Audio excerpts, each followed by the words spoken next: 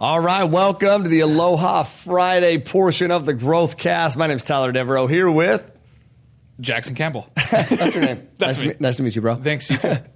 And dude, we're here. I can't even remember what we talked about last time, but we're going to talk about something even better this time. Guarantee it. Last time we talked about apartment syndication. Oh, syndication. Yes.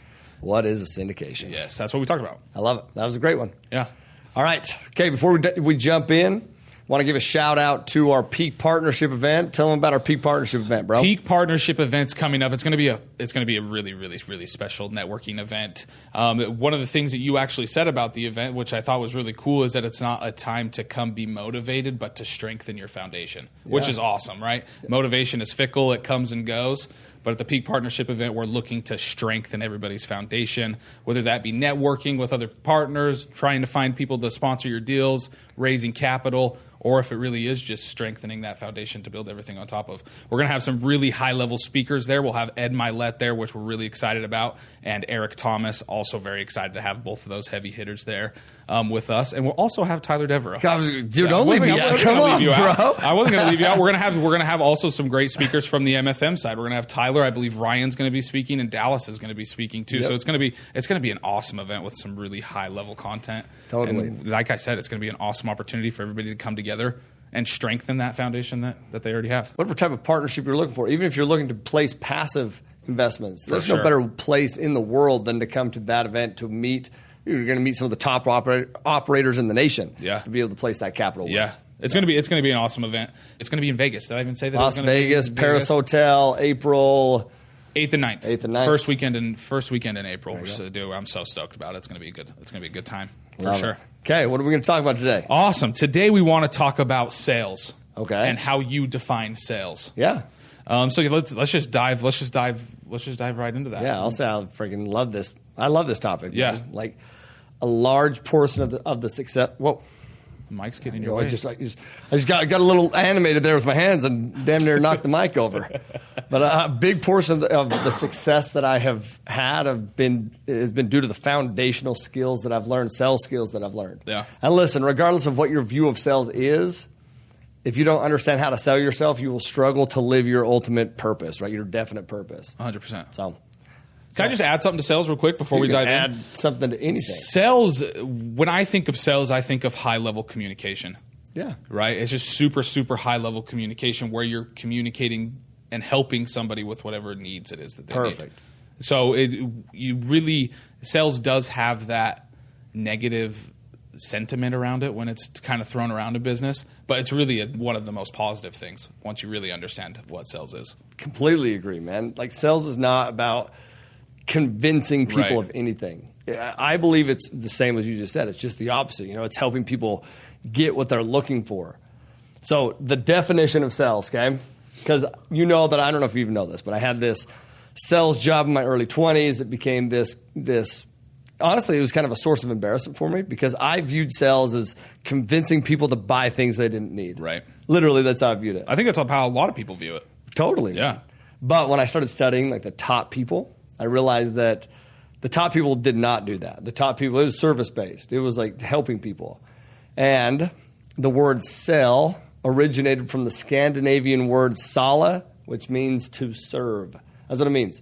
Brittany's like an amazing example of this. Brittany is one of the best examples of somebody who knows how to serve. She learned that from her parents. Have you ever met her parents? Yeah. Her parents. Yeah, great. Awesome people. Great people. Yeah. Some of the most caring people that I've ever met. And I'll say that, through them and a whole bunch of other people in my life, I've learned that to truly serve, we have to be just extremely conscious of the needs of others. Right. It kind of goes back to exactly what I was just saying. Sales is identifying what that person's needs are and then fulfilling it. Right. Exactly. And it's once you understand what their needs is, it's not even selling at that point. It's giving opportunity if that's what they want to help them with whatever it is that they need. That's exactly it. Yeah. I love it. Yeah. Okay. So there's an acronym that you use often when you're talking about sales, right? You've done some sales trainings in the past, so I kind of wanted to talk about that acronym of sales. Okay. So let's dive in. Let's break it down for us. Okay, so the sales acronym, SALES, right? S stands for switch places. We'll get into all these details, but S, switch places. A is ask questions. L is locate likable traits. That's key. E is to embrace objections. And then S is to just throw on a smile, bro. Just chuck a smile on that face of yours. Yeah. Okay, so let's dive into switch places. People will also hear me, I call it flip the focus a lot of times as well. Yeah. But switching places, flipping the focus is key. Like everyone has a different perspective, and the more effort that we make to view things from the perspective of others, the more valuable we are. You know, the more value that we'll be able to provide them in helping them with that perspective. Okay, so do you know that? I think it's in this example of George Clooney is in. I think it's in. Obstacle is the Way, maybe. Okay. Do you know this example? Dude, it's beautiful. George Clooney, some of you may know who he is. No, we're not related. God, I get that all the time, you know? People think I look exactly like him. Brad Pitt, too. God, those sons of bitches. But George Clooney, fairly successful actor. He spent the first couple of years, though, getting rejected by everybody. Like first, couple years in Hollywood, rejected by everybody. He wanted the producers and directors, right, to like him, but they didn't. They didn't see the value that he had, and that hurt. I think we've probably all experienced that. For sure. I mean, definitely in the dating world. Just me? Yeah. Oh, yeah. Maybe. You never experienced that? Nah. You handsome son of a bitch. Just kidding. Of course. But listen, everything changed for Clooney once he changed his perspective. Okay, he switched places.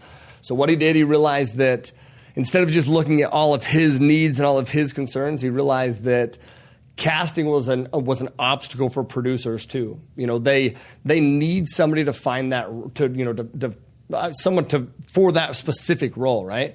So what he did is he switched places. He realized that auditions weren't, some struggle. Instead, he started to view his perspective. He started to view auditions as a chance to solve their problem, not his. And that's when everything changed. So instead of fighting for a spot, what he did is he took the time to figure out what the producers were looking for a specific role, and then he would freaking practice it, become that person, and then deliver.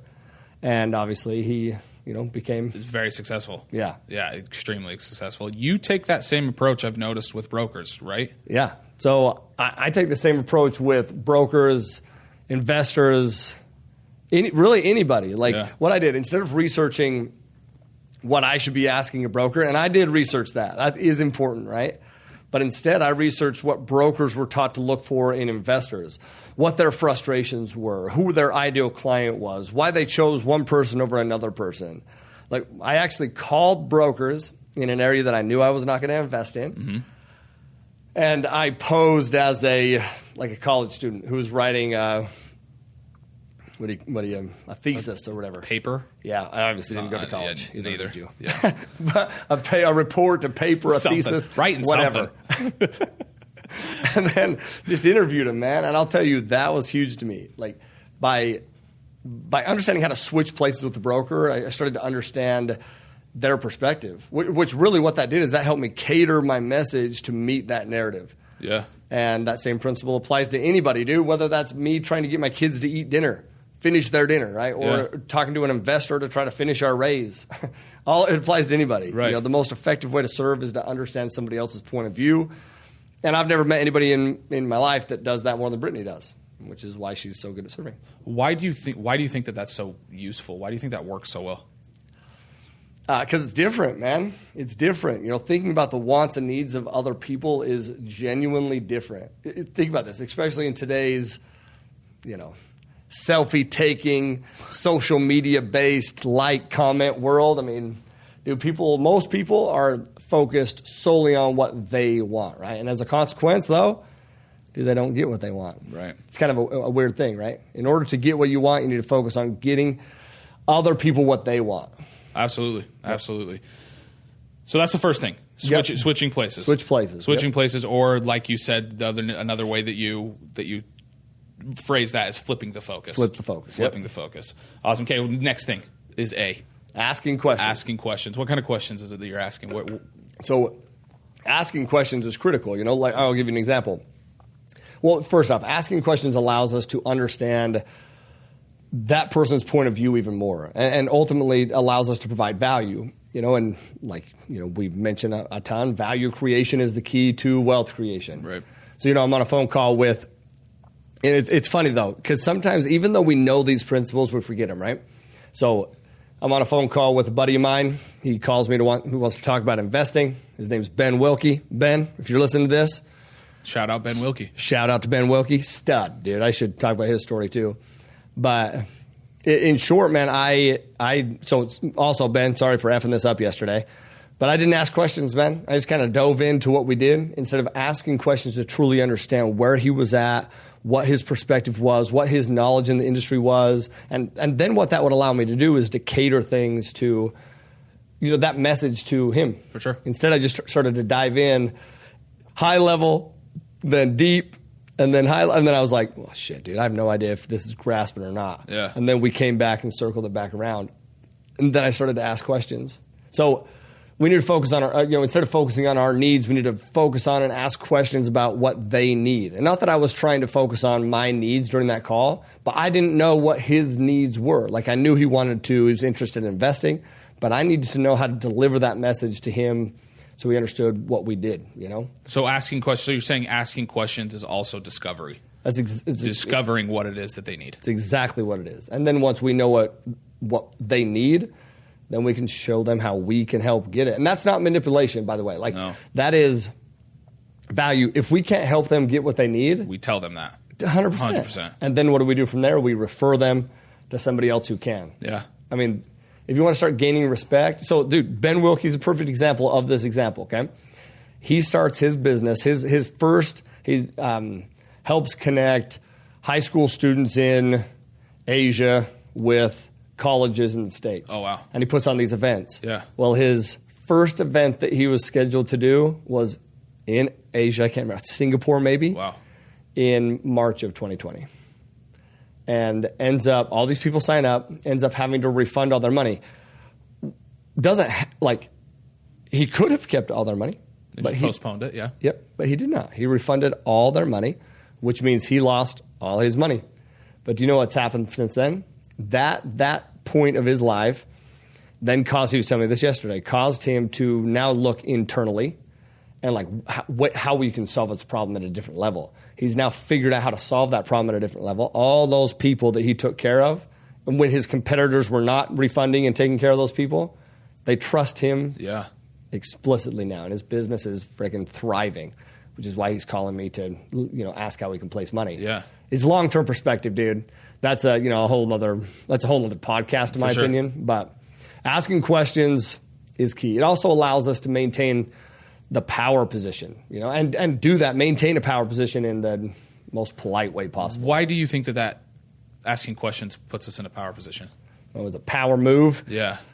It's a power move because it allows us to continually play offense instead of defense, and allows you to be viewed as the prize. Like if you think about that, especially when they realize that you can solve their problem, you're the prize. If they're continually asking you questions, then what you're doing is you're reactive. You're reactive to whatever, and just kind of puts you on your heels. Right. By asking them questions, you're in the power position. You're proactive offense, and allows you to be more precise with the message that you're delivering. Perfect. So. No, that's awesome. Awesome. All right, let's look at the next one, which is L. Okay. Locate the likable traits. Explain that. Traits. Most people, the most likable people are those who like the most people. So you think of any social interaction, right? Most of the time when we're meeting somebody new, our focus, it's inward, like wondering if they like, care, or value us. But if we can just take a second to switch places, like I said in step one, we realize that once again, and see it from their perspective, we realize that they're worried about the exact same thing. So to be truly effective, we need to focus. Our focus needs to be outward, right? We need to worry about making sure that make sure that they know that we like, care, and value them, right? That's key. What if that's not reciprocated? What if they're kind of saying on their hills, maybe they don't want to invest or buy or whatever it is that you're talking about? Yeah. Does that make you vulnerable? Well, you even look at it in any situation. You go to a party, right? And you're just focusing on other people. And does it make you vulnerable? I mean, yeah, dude. If you go in and you try to, you're just focusing on other people and you don't know if they're going to reciprocate, it might make you vulnerable. But, okay, let me ask you a question. How do you start a fire? Slowly. I don't know. With the obviously, Jackson's not a Boy Scout. Shit. Crying out loud. Flint and steel, lighter, matches. I don't know. What are you looking for here? You grab logs. Yep. You stack logs up. Yep. And then what do you do? Light it up. Light that shit on fire. Pour some gas on it. Yo, definitely put some freaking gas on it. Make it nice and easy. easy. You ain't going to try to make it hard on us. No. That's how you start a fire. So in my opinion, only focusing outward if you know that it's going to be reciprocated is like saying to the fire, hey, listen, first you give me some heat, and then I'll throw some logs on this fire, right? Yeah. Ryan Woolley's a great example of this. Britt is too. Okay, watching them. Have you ever been to a networking event with Ryan? I haven't. Dude. Watching them as they meet new people. Brittany's the same way. Is such an eye-opener to me. Like, they're so focused on making sure that other people feel comfortable that they don't have time to feel uncomfortable. Their strategy is throw so many effing logs on the fire that there's no option but to produce heat. I always ask Britt, I'm like, because, we'll meet new friends or something, and Brittany's like, always just like focusing on them, man, showing interest in them, taking them some gifts, asking if she can help with their kids, or she's just like always focusing on them. And I'm like, and Britt's reaction is like, well, of course they're going to want to, like, of course they want to be my friend. I'm bitching. Like, of course they're going to want to be my friend. Right. I just need to let them know that I want to be their friend. And that's how I do it. So, dude, don't focus on why they might not like you. Instead, focus on why you like them. Anyway. No, that's awesome. That's awesome. So that was likable traits. Likable traits, Finding likable traits. How do you tactically? Oh, boy. Tactically go about doing this? Tactically go about doing this. Well, I'll tell you what I do. When I'm about to go meet with a broker or an investor or honestly really anybody, and I'm starting to feel like insecure about that, I will literally list out on a piece of paper or in my phone or whatever as many things as possible about why I like that person. And that sounds silly, but I've found that when I do that, it's so much easier to carry on a conversation. Yeah. But on the flip side too, that we have this rule, right? We have this rule that we don't talk shit on other people, negatively about other people. And, obviously we're not perfect. So if we say something, if something negative comes out about somebody else, what's the rule? You say 3 nice things. 5.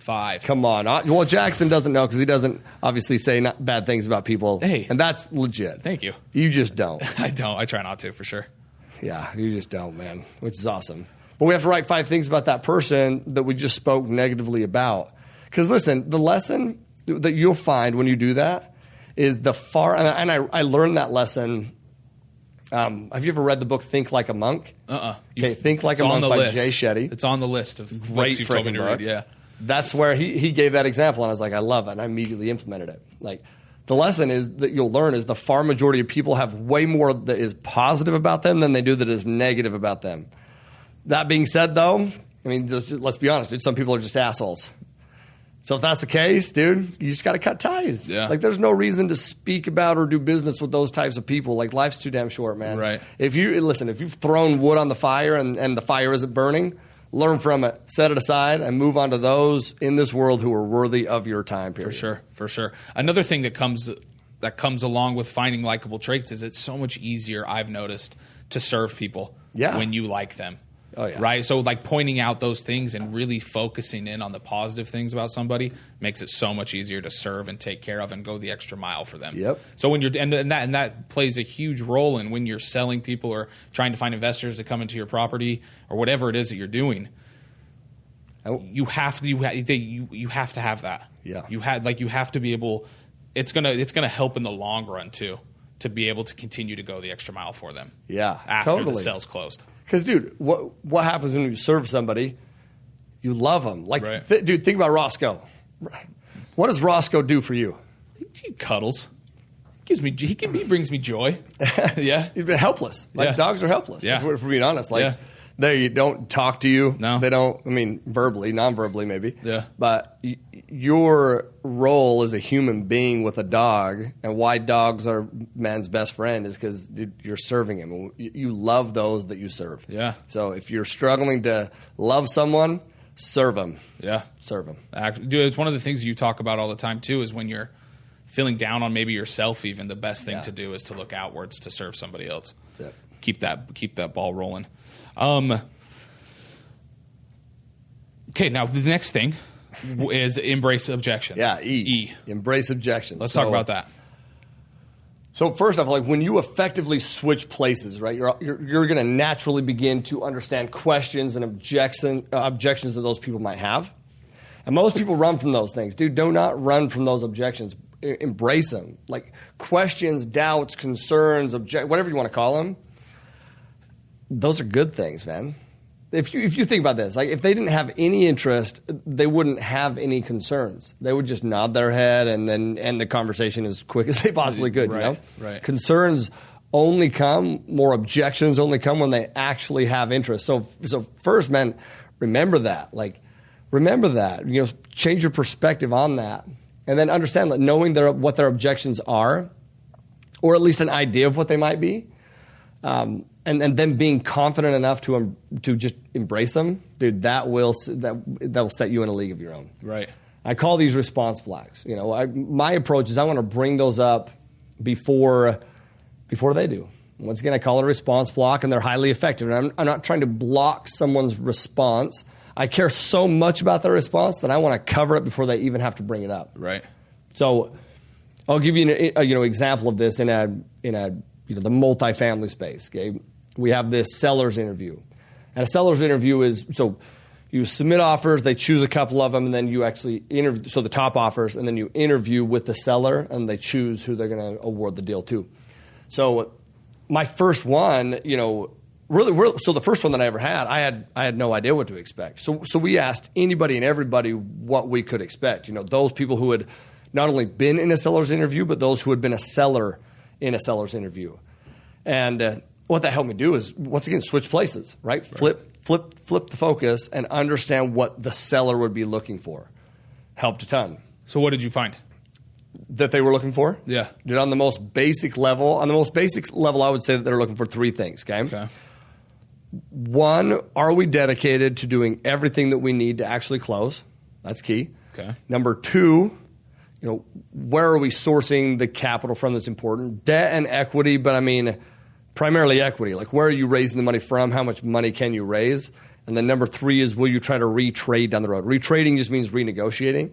So are you going to try to get this thing under contract and then retrade down the road? So knowing those three things, knowing what their three biggest concerns that are on their mind, I wanted to make sure that we addressed them and that we overcame those concerns before the seller even had to bring them up. So how did you do that? How did you go about doing that? So how do you resolve an objection before an objection's even there? No, I love it. So that's where your response blocks come in. Yeah. So anytime you get on a seller's interview, and this is a good thing for really any active investor to understand, you're going to be asked essentially to structure an opening statement. Okay, this is what's going to happen. The broker, 99.9% of the time, broker and sellers are on there. Same with you and your team, and they're going to say, okay, hey, why don't you introduce yourselves, and then we'll introduce ourselves. Or maybe they will introduce, but you're going to have this introductory statement before you start asking questions, or they start asking questions, right? And it's a back and forth. But so I'll give you an example in coronavirus time. I knew that they might be apprehensive to see, because coronavirus, there's a lot of, like 2020, heat of 2020, there's a lot of uncertainty. Right. So are we going to be able to perform in this heat of uncertainty? Are our investors really interested in investing? I know that that's a concern for the broker and the seller. Yeah. So what do? Introductory statement. We'd say something like, first of how we're going to structure our deal. Okay, so we structure our deals through a typical syndication model. Build a great investor base. We can take down any equity piece south of $12 million. This equity piece is $4 million. Obviously fits within there. But I'll tell you this. As good as our investor base is, before we committed to this project, before we decided to take this project down, we wanted to make sure that we had a freaking pulse on their risk appetite. So, normally that wouldn't even be a question, but obviously due to the pandemic and, these looming economic concerns, we wanted to make sure. So we reached out and, we were happy to see that the overwhelming response was very bullish, for a number of different reasons. They looked at it as this is an opportunity. Yeah. But also the conventional rates were down 100 basis points year over year. That's very attractive to them. and that they weren't being brought any other investments right now. So everyone else is sitting on the sidelines. We're ready to strike. Right. So, like that type of introductory statement, you think about what that does, okay? One, it has industry lingo, which is important. Industry lingo that someone from the industry would know. Things like, I'm trying to think of what I said, but conventional rates or syndication even. Syndication, is one of those words, yeah. Basis points, equity piece, takedown, all those kind of things. Yeah. It also describes an action that response blocks, a concern or a worry of theirs. Where will the capital come from? Well, I'm telling you exactly where the capital is coming from because I've reached out to take action to make sure that I know where the capital is coming from. Because guess what? That was a concern of mine. Not only Mr. Seller, Mrs. Seller, is that a concern of yours? That was a concern of mine. And then number 3, we've mentioned something of industry importance. Low interest rate, looming economic concerns, something like that. But here's what happens when you start to do that. As you start to response block these things, embrace objections, you'll see that their wall will start to come down as you embrace their concerns. But you're also going to see that's valuable. It's valuable because you've actually taken the time to study their concerns, to take steps to make sure that you can overcome those concerns. Because you've done that, you've removed this worry from them without them even having to awkwardly ask. Because sometimes they won't even feel comfortable asking. Right. But the concern's still there. Right. So if you know what the concern is and you address the concern, then you're going to be able to overcome it without them even having to ask. That's awesome. That's awesome. One quick question on that: How would you go about trying to identify those concerns before you jump on a phone call with them or before you have that interaction with that individual? How do you find those? How would you identify those? Ask questions. So all these steps lead to that, I believe. Switching places, truly, you have to take your perspective, set it aside, and truly try to see it from the other person's perspective. Ask questions. And so for example, asking questions to the broker of like, hey, man, what's the seller's major needs? What's their concerns? What are they looking for? And it might take some time to poke and prod and figure that out. But also just being very aware of what they may view as a strength or a weakness. Yeah, can I give you another example? For sure. And to not run from it. So for example, Summit at Landry Way, 224-unit project that we took down this summer, and we beat out Blackstone for that deal. Well, going into that deal, we knew that the seller wanted to make sure that they wrapped this up with somebody that they were confident could close the deal. It's a big deal. 224 units, 20, I can't even remember now, 27, 28 million something dollars. Yep. Like, it's a big deal. Yeah. And they wanted to make sure that somebody wouldn't back out. Because when you do a call to offers and you have, you're in front of a whole bunch of different people, okay, well, we had just backed out of a deal. But, bro, I don't know if the seller knows that we backed out of a deal. We had to back out of a deal. They wouldn't extend our due diligence period. We needed to do more things. If we didn't, then the seller would be, or then our investor money would be put at risk. The seller would not extend. We had to back out. Yeah. We took a $50,000 haircut to do that. Yeah. Me and Ryan lost $50,000 to do that. To take care of your investors, for sure. Worth it. 100%. No long-term perspective like 100%. We talked about. Yep. But I don't know, dude, if the seller is, I don't know if he knows that. But think about this. Most people would say, well, you don't want to bring the problem up if it's not even a problem, right? Don't create a problem if there's not a problem there. Right. But what's going to happen if that seller asks me, or let's say that he does ask me, hey, well, Tyler, you're saying you guys are so confident you can close, and why? And that you don't back out of deals, but you just backed out of a deal. Now, no matter how I answer that question, dude, I'm freaking just backpedaling. Right. You're on the defense. Yeah, for sure, man. No matter how you answer that, you're on the defense. Right. Okay, not ideal. Or maybe they don't answer it or even ask it, but they know. Well, now you lost the deal, and you don't even know why you lost the deal. Okay, you just know that you did lose the deal. Maybe it was that, maybe it wasn't. Dude, embrace the objection. So I brought it up, man. Hey, I don't even know if you know this, Mr. Seller, but we actually just backed out of a deal in your market. Once again, I don't know if you know that or not, but this is why we backed out. Logically, this is why we backed out. There was a freeze. Texas, there's a big freeze that went through. Yeah. We had to check the pipes. Our due diligence period was just about to extend. We needed to just make sure that we could get the pipes scoped so we could prepare on our end if we needed to raise any more money up front before we closed. We didn't want to back out of the deal. We just wanted to see if we needed to raise more money to account for it. And the seller wouldn't extend, which means we weren't able to do the things that we needed to do. We had to back out. His response, oh, shit, it's ridiculous.